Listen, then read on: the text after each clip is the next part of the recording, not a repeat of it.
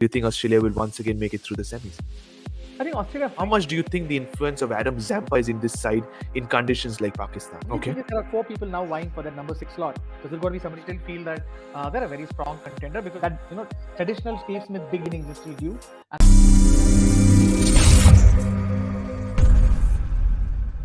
Moving into the next team of the ICC Champions Trophy 2025 squad discussion, and has to be a big side. And just like Karthik is wearing a yellow, I'm sure you guys have known which team we are discussing. One of the most, rather the most successful ICC team.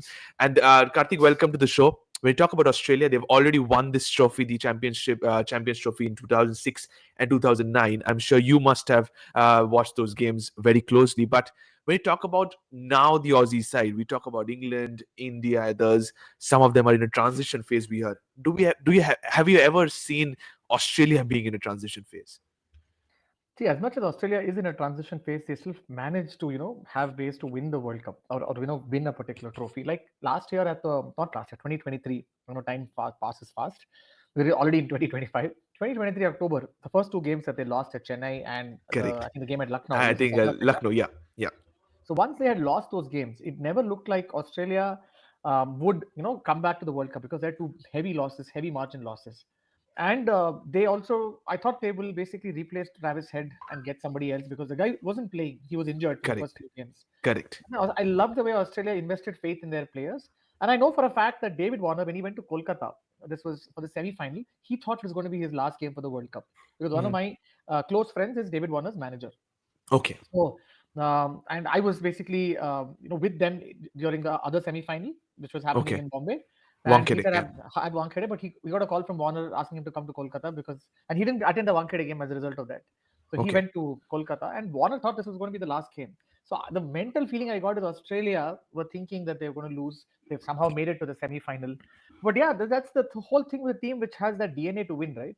Once they get into a knockout, I don't think they're so used to pressure situations and knockout that it's every other game for them, and they know where to basically expend their energy. So an Australian team in transition, as much as we call it transition because of new names, some of these people, even though they've been very less ODIs played from the last World Cup, people have actually played. Like for example, someone like Aaron Hardy or someone like Matthew Shott have actually gone played a series. So to me, it's very clear in terms of what their batting order is and who's going to replace, or what are your choices that are there at the top. So I think that way, Australia look, despite the fact that they are in transition, I would still feel that they're a very strong contender because in England, the only time they really messed up was against Pakistan because they tried too many experiments. Pat Cummins was Yeah. attending a Coldplay concert or some other concert. He was chill. So that's the only way Pakistan could basically go and beat a full strength Australian side in Australia. But otherwise, I think they had a settled 3-2 kind of they played in England, I think, for about 5 ODIs. They won 3-2. They were fairly decent, except for, I Mhm. think, a couple of games where they did not chase a 300 total. Yeah. I didn't see any structural weakness in the way Australia is built. That's how we've always seen Australia, the team in yellow. But yeah, I don't think they're a team in transition at all. As much as you say transition, last year's World Cup basically made us give those respect levels back to Australia. But once again, they are in an ICC final when it comes to ICC World Test Championship. We have the final Test series coming up tomorrow. It's in Australia versus Sri Lanka, but they've already booked their spot in the World Test Championship final facing South Africa. You said a little bit about David Warner semi-finals, finals game. Yesterday, he was a finalist with the Sydney Thunder, where Mitch Owen blew them off, to be honest. But now that is where when you talk about the top order, we'll come to the discussion who's going to be the partner for Travis Head, to be honest, at the top of the order. But when you talk about the squad of Australia and you said about a couple of players, you have Aaron Hardy, who in 2024 played a couple of ODIs, 131 runs with an average of only 18, talking about an all-rounder. If you talk about Matthew Short, he got a lot of opportunities versus Pakistan, and if not at his best when it comes to run scoring at the top of the order, do you really think these kind of players, though you never know when it comes to Australia, backing these players at their strength, do you think they will go with somebody like Matt Short, or do you think anybody experienced from the middle order will be sent up the order to partner Travis Head? See, I think from whatever we've seen with Australia, they will never back a player. For example, let's say a player in India who is very famous in an IPL scheme of things. I forget the Rajasthan Royals player and now Gujarat Titans. He's a bearded left-hander. He hit this guy for 5 sixes in an over. Sheldon Uh, Cottrell, is it Rahul Tewatia? Rahul Tewatia. So somebody Yeah. like a Rahul Tewatia, who's like a one-season wonder or maybe two-season wonder, will never make it to a national squad, and that's exactly how India and Australia basically pick their sides. they pick very solid players, even though they may not be in form. They're very structurally very solid players who can come in and then showcase their skills on display. Same with someone like, for example, Sam Constas. As much as Sam Constas, was appreciated by a lot of people for that quick fire knock. Ricky Ponting recently had attended an event in Sydney with Ricky Ponting talking to the great cricketer, and he had mentioned that he went and told Sam Constas that if this is how you want to play Test cricket, maybe you'll be successful now, but people will find you out and you will not be successful when you go. You will Correct. decide. You either play the same way every time, or you decide what your game is. And So I think the biggest test for him will be the test match starting tomorrow. starting tomorrow, but I think they've now gone ahead with Travis Head to open, because Usman Okay. Khawaja, Travis Head will open right now. So the only thing Okay. is there are four people now vying for that number six slot. So is it going to be somebody like Cooper Connolly? Is it going to be our man Sam Constant has not played at number six. You have the person that he replaced, Nathan McSweeney, also there at which is his rightful slot in the middle order that he's been playing in the Sheffield Shield. Poor guy, he was about to open and then he faced Bumrah, 14 average in three test matches. So, so I think that way Australia pick very very solid choices. And I remember someone like Aaron Hardy playing in the T20I series right after the World Cup in Bangalore. There was a I think, game in Bangalore which Australia lost. It was a game they were supposed to win, and Mukesh Kumar bowled a very good death over to Exactly. Yeah. Remember. So I think Australia have a very solid squad. To me, I think the person opening will be Matthew Shott. Aaron Hardy, Okay. they've so far tried him at number six with Maxi coming in at number seven. So they are having a very very long tail. I'm sorry, Aaron Very Hardy at long. eight. Aaron Hardy at eight. Maxi comes at seven. Their keeper carry is at six. Then at five you have Labuschagne. But you Um, also have Marcus Stoinis is now available. To be honest, yes, Australia has four all rounders, so they're like blessed. They have four all rounders. Marcus Stoinis, Glenn Maxwell. Um, Forget who else here. Aaron Hardy, you said right now. Aaron Hardy, and then yeah, Mitchell Marsh. and Mitchell Marsh. So they have, of course, the best of options. Mitchell Marsh will definitely start. He will play at three. That's my perception. You have Okay. Matt Short and Travis Head to open. Mitchell Marsh at three is very similar to the last World Cup squad. I think the only difference from the World Cup squad is it's a very like to like squad. There are three replacements from what I see. This guy, I think Sean Abbott is not playing, and as a result, they've got in Nathan Ellis, who had a very successful run recently for Hobart. And outside of that, I think they've got in the other two guys, which are Matt Short and Aaron Aaron Hardy. Hardy.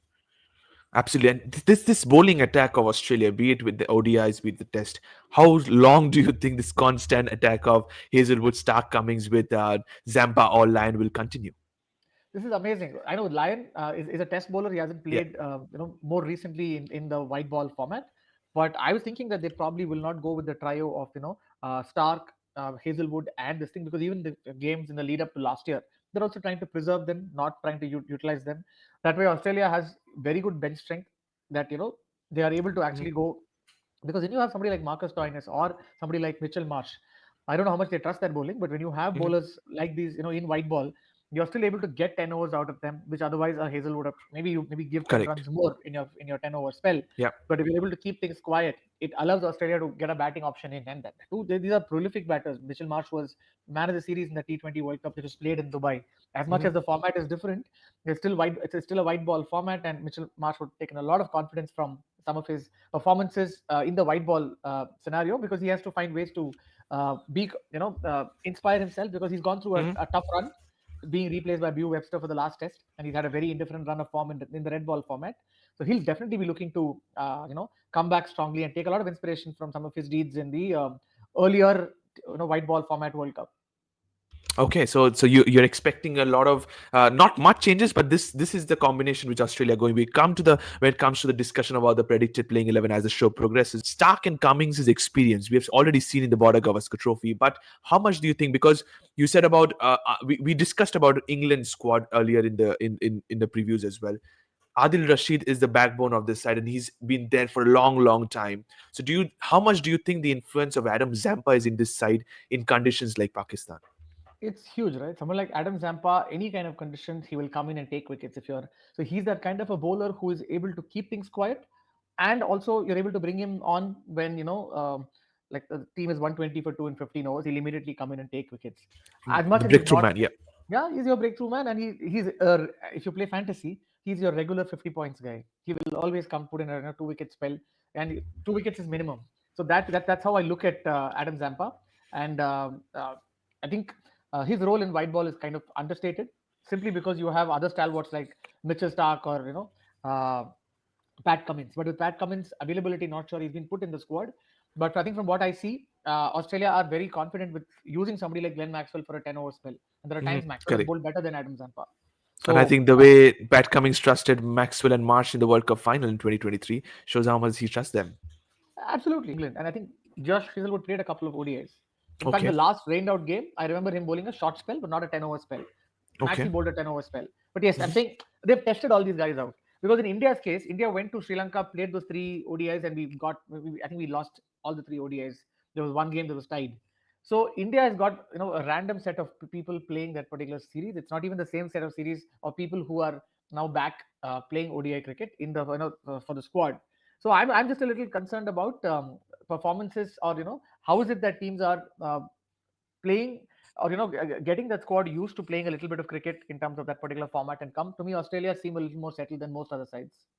Absolutely. They indeed are looking very settled than most of the sides. But when we talk about the fixtures for Australia, and that is where we come into the proceedings, they start with a big game. It's the Ashes that they Mm. start proceedings with. Then they move and face Australia, South Africa rather, and they end with Afghanistan, where things all started at the iconic Wankhede Stadium. Three big games. You cannot underestimate any of the sides, Karthik. Do you think Australia will once again make it through the semis? I think Australia finds a way somehow, and that's exactly the side that we've seen them. They in between did have a quiet period. Australia are always looking beatable in conditions, like even in the first game in Chennai or versus South Africa. I think they looked beatable because I think they had very slow wickets to bat on, like the one in Chennai that was used. They scored a 190 odd, and even against South Africa and Lucknow, which is a black soil wicket, Australia were, I think, chasing, and they weren't able to go chase a I think 300 or 300 plus was the 300 target. Yeah. plus total. Huh. And it was not the typical dew wicket where you just get runs to bat on, but Australia had a tough wicket. But if you give them wickets that are normal, good ODI tracks, right? Australia have the best of batting to go and find that. And wickets in Pakistan, the three games that they're playing there, I think they're playing in Lahore for versus England on 22nd, 25th they're playing. Uh, I think Forget one that. game at Pindi. Rawalpindi, and I think they're Yeah. playing. They're back to Lahore to play Yeah. Afghanistan. So I think in these lifeless tracks that we've seen in Pakistan, because they did have a lot of problems with pitches, and I recall Ramiz Raja saying they cannot relay some of their pitches. So my guess is it's going to be one of those dreary, 320, 330 kind of tracks that's going to be there, very similar to what West Indies had in the 2007 World Cup, where I think Australia played most of their games in Basseterre, which is St Kitts and Nevis, and you saw Hayden and Co very easily get these Correct. 330, 380 kind of totals. So I think Australia, if those pitches are going to be the way that it's there that we've seen Pakistan with, like the way England plays in Test match cricket, which are basically very placid surfaces, then Australia is going to have a great run. No amount, even if it's India or any Absolutely. other side, I think Australia they're expected to score those kind of runs on those tracks, unless and until True that. they're going to have a very different track. Maybe Australia might struggle, but otherwise, Yeah, that is all depending on the conditions. But the way we have seen Pakistan, keeping aside the red ball pitches, I think it's going to be a high scoring one. Like we said, road tracks, to be honest. But you said about Adam Zampa, we said earlier. But the only concern I see in this Australian side, if you agree with me, is there's no left arm spinners. Your thoughts on that, please? the other question is, see, I don't. I'm sure they've thought about it in terms of, do you need a slow left arm? Are you talking about a slow left arm orthodox spinner? Yeah, absolutely. Yeah.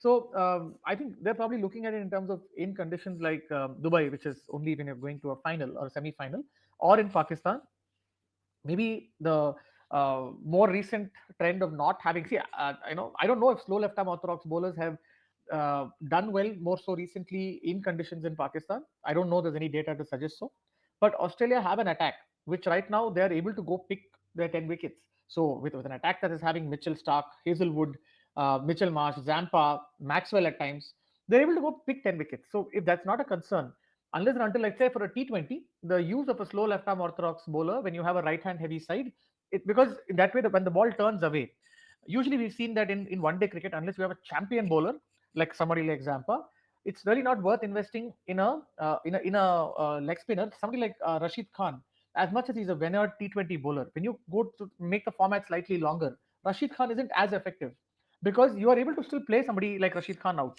But in Correct. a Yeah, T20 format, when you're hitting against the turn, more that is chance where he becomes of four dangerous. Yeah, siders, correct. So I think that way, Australia are happy with the ball turning away from a right-hander, which Zampa they got a good bowler.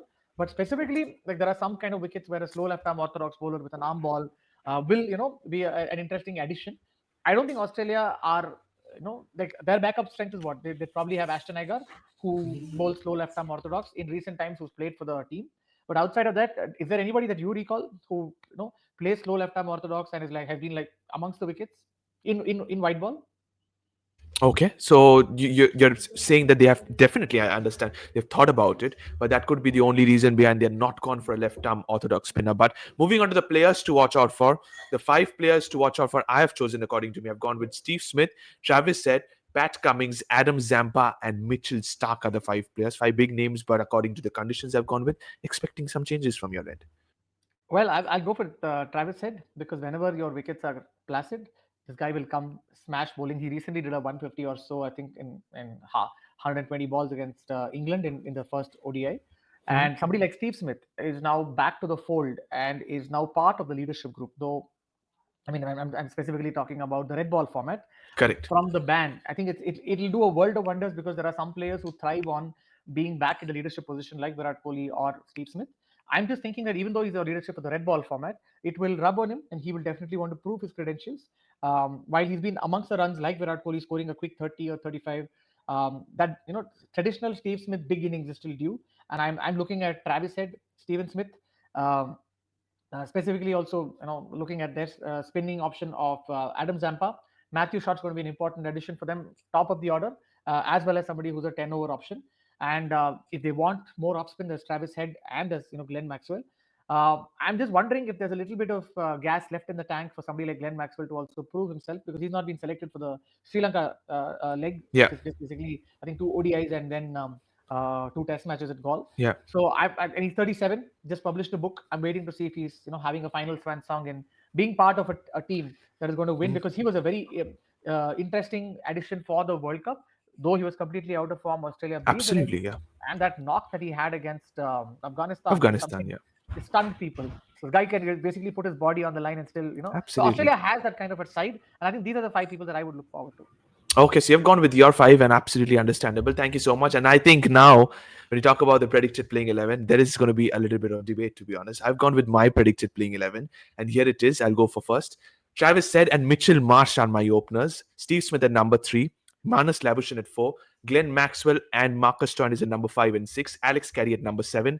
Cummings, Stark, Hazelwood, and Zampa are my four remaining bowlers. So you constantly said about Matty Short being your opener. I think as Marsh played at number three, I think he can be promoted up the order, giving Steve Smith his number three position, just because now you have Stoinis in the side. Absolutely, I think it makes a huge difference to somebody like Marcus Stoinis. But I think there's a question that they'll have to ask themselves, saying, whose bowling do they trust more? Because from a batting standpoint, both of them have very, very different roles.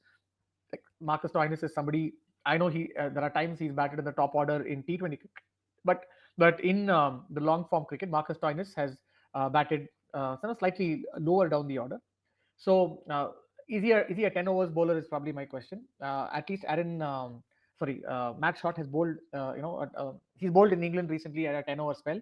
So it's going to be a tough choice. It's something that Australia will maybe look at the conditions, will look at their form levels, and then decide. Of course, Marcus Stoinis, you would believe, would start earlier, but I think Australia don't just look at bigger names. They look at, okay, for that particular role, is this the best fit that we have? So I'm waiting to see how Australia go on that because Marcus Stoinis recently I think he did play the England series, but I don't recall him doing anything substantial there. But yeah, that said, I'd go with I'd start off with the 11 that has played more recently, which is Matthew Short and Travis Head to Travis said, yeah. open, Mitchell Marsh at three, Steve Smith at four. Um, if Australia want a traditional batter to bat that out, they could have Manas Labuschagne, and this is where this has not been done. They've always had Manas Labuschagne, but I'm thinking there's an opportunity here for them to increase their all-round bench strength because they're, for example, with someone like Manas Labuschagne, who's slightly of the, Manas and Steve Smith are accumulators. They aren't people who are, traditionally going to, increase the tempo. So do you want to get somebody like an all-rounder and, give him a promotion in the batting order? Now, that way, if you look at it, you have Josh Inglis who can potentially come Yeah, in true that. Yeah, because Carey bats at six, but Josh Inglis can come in at four or five. absolutely. Yeah, So that is probably a switch that I would think, depending on the right-left combo in terms of how Australia want to go in basis the bowling attack. And he has also, I think, played in a couple of games. Josh Inglis did play, versus England. But Australia will be very wary of the fact that as much as they are a super confident side, there are times when they let themselves off the hook. We've seen that happen against the series against Pakistan. They've true. had a bunch of these new kids playing Yeah, Pakistan, and it didn't gel well at all for them. So there are conditions where maybe with the set that played against Pakistan, it's not good enough to put, to guarantee you a victory. So Australia will be mindful of that fact and may not, as a result, do any weird selection policies. So Australia sometimes Absolutely. think differently. So yeah, that's the only difference that I'd see Manas So Labuschagne your for. only change, you're saying that Matthew Short comes down the order, and Matthew Short opens, and you have Matthew Shot opens, Mitchell Marsh at number 3, and the rest Mitchell Marsh comes at down. 3, and the rest comes and down. And if at and all only you if don't, and if at all, like you have a valid point, and why will they not have, our Marcus guy Stoinis. Marcus Stoinis? But if Marcus Stoinis is coming, they will, as you say, move Mitchell Stark to open, and then Marcus Stoinis will come in at either 5 or 6. And again, the question is, do they want to play, Manas Labuschagne? He's been playing most of the games last year, but if Josh Inglis has to come, then I suspect some changes would happen. But Yeah, yes, I don't think Australia have to worry about that 10 over spell. absolutely To not. me, I think between their three fast bowlers, it'll probably be two of their fast bowlers. If Matthew Short is playing, they will take maybe Pat Cummins and maybe Josh Hazelwood. They may not have all three fast bowlers and Adam Zampa, Okay. because what that might do is, on batting wickets, let's say if this is a 330 wicket, then the utility of a bowler is that he comes in and bowl his 10 overs for 50-55 runs. You're not Mm, going to come and pick a 4 wicket haul. Like, you need a yeah, Mitchell Stark to pick a 4 wicket haul and close the yeah, game in seeming conditions. If everybody's going to go for 65 or 70 runs, and these bowlers will go for 60 or 55, then the incremental value of having an all-rounder who also bowls in that wicket is more higher yeah. for. Absolutely agreed. Agreed. Then you can also rotate your fast bowlers. You could rotate it. That's why I said I think two of the three will play, and That's depending on absolutely these a very, tracks, very fair point. so that might be a higher value. So I'm thinking Australia might want to stack it with all rounders, because Matthew Short, as a fast bowler, bowls 10 overs, and that's amazing that you have this kind of, depth and variety in the squad. So it's a side that I am looking forward. I've now, become like 10% more Aussie after my trip to SCG and SCG. I'm in awe of their sporting culture. So we'll look forward Absolutely. to, yeah. Okay, your dress says a lot of things, to be honest, when it comes to the This was just beginning of the a show. yellow Puma shirt, but nothing to do with Australia. Okay, thank you so much for that. But okay, so we are done and dusted with the predictor playing. And a final question before we send it off. Group B, it's England, South Africa, Afghanistan, and Australia. If you have to include Australia, which is the other side, you're taking it through the semi-finals. I think it'll be a tough choice. It'll be between Afghanistan and South Africa. England in their white balls, No Bazball. no baseball. England in their white ball, this thing have looked extremely disappointing, True and they that. have not really been able to gather. See, it's not like they had a bad team for the World Cup. They had an amazing team. Somebody like Sam Curran, somebody. They just had that, like today. They've made choices saying that I don't want an all-rounder like Sam Curran. He can go play the ILT20. I just want hit the deck bowler. So they've gone for somebody like Biden Cars. Yeah, England has the talent pool, but absolutely they do. are they using the right talent pool for, in the right conditions, or giving them, A little big bit of no. clarity? Big no. Because if, let's say, you're having somebody like Bairstow come and, bat, and then you're still ending up with 280, India is better off trying to bat 10 overs 50 and then slowly take it on at Yeah, the end and then play absolutely. 320. So you got to ask yourself, with all your maverick methods, how much more incrementally are you increasing the win percentage with your Yeah, approach? yeah, Because the first game when absolutely. they played against New Zealand in Ahmedabad, England, with all that start, 10 overs 58 for 2, they ended up with what, 283, and Rachin Ravindra chased it in 44 45 Yeah. overs. But they have been very disappointing, and they have been disappointing in the series so far versus India as well. So you're saying it's going to be a toss up between South Africa and Afghanistan alongside Australia. That's going to be Right. very fair, because I think the conditions might just suit Afghanistan and you may never take them off. Fair enough. Thank you so much, Karthik. Thank you to all the viewers for watching this video. It's Australia. They're always going to be there in an ICC tournament in the knockouts for sure. Thank you so much. Don't forget to subscribe to the Fifth Umpire. Press the bell icon as well. Thank you so much, and bye bye.